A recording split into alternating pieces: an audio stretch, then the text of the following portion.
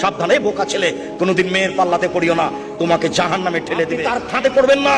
ও ভয়াবহ বস্তু, আপনি দেখলেন না? ওই যে জুলাইখা সব দরজা বন্ধ করে দিল, সব দরজা বন্ধ করে দিয়ে বলছে, হাই তালাক, এইসব তুমি আমার সাথে জেনায় লিপ্ত হও। সব দরজা বন্ধ করে বলছে, এইসব তুমি আমার সাথে জেনায় লিপ্ত হও। তখন ইউসুফ বলছেন, মাযাল্লাহ, আমি আল্লাহর কাছে আশ্রয় চাচ্ছি, ছি ছি ছি ছি ছি, আমি আল্লাহর কাছে আশ্রয় চাচ্ছি। এই বলে তিনি বের হওয়ার জন্য দৌড় দিলেন। পিছন দিক থেকে জুলাইখা জামা ধরে টানতে লাগলো, ছিঁড়ে হাতে থেকে গেল। তিনি বের হয়ে গেলেন, দরজা খুলে বের হয়েছিলেন তা বোঝা যায় না। তিনি আগে আগে বের হলেন, পিছনে পিছনে জুলাইখা বের হলো। সেখানেই ছিল জুলাইখার স্বামী। তিনজনে এক জায়গায়, জুলাইখা, ইউসুফ, জুলাইখার স্বামী।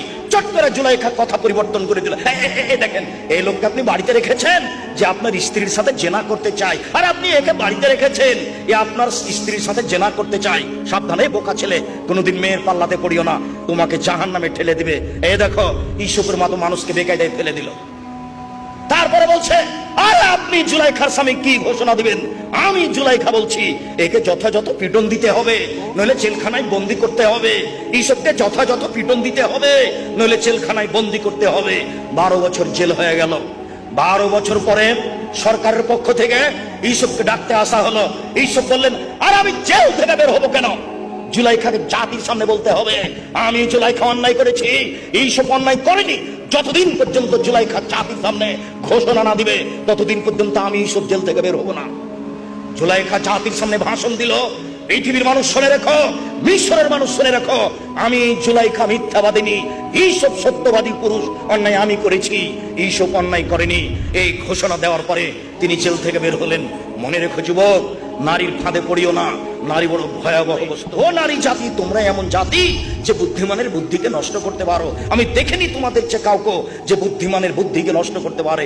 তোমরা এমন জাতি, তোমাদের মধ্যে কেউ এমন যে বুদ্ধিমানের বুদ্ধিকে নষ্ট করতে পারে। একবার হাসি দিয়ে কথা বললে সব বুদ্ধি বিবেক শেষ হয়ে যায়। তাই তো রাসূল সাল্লাল্লাহু আলাইহি ওয়াসাল্লাম বলছেন, পৃথিবীর মানুষ হাত্তাকু দুনিয়া ওয়াত্তাকু নিসা, তোমরা মহিলা থেকে বেঁচে থাকো, পৃথিবী থেকে বেঁচে থাকো। পৃথিবীর মানুষ, তোমরা মহিলা থেকে বেঁচে থাকো, পৃথিবী থেকে বেঁচে থাকো। তাই রাসূল সাল্লাল্লাহু আলাইহি ওয়াসাল্লাম বলছেন, মা তারাকতু বাদি ফিতনাতান আযারানা রিজালা মিনান নিসায়ে, আমি ছাড়িনি কোনো বস্তু যেটা পুরুষের জন্য বেশি বিপজ্জনক হতে পারে নারীদের চেয়ে। নারী হচ্ছে পুরুষের জন্য সবচেয়ে বিপজ্জনক বস্তু, নারী হচ্ছে পুরুষের জন্য সবচেয়ে বিপজ্জনক বস্তু, নারী হচ্ছে পুরুষের জন্য সবচেয়ে বিপজ্জনক বস্তু।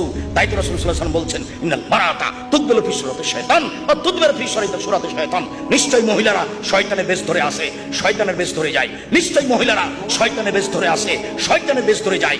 নিশ্চয়ই মহিলারা শয়তানের বেশ ধরে আসে, শয়তানের বেশ ধরে যায়।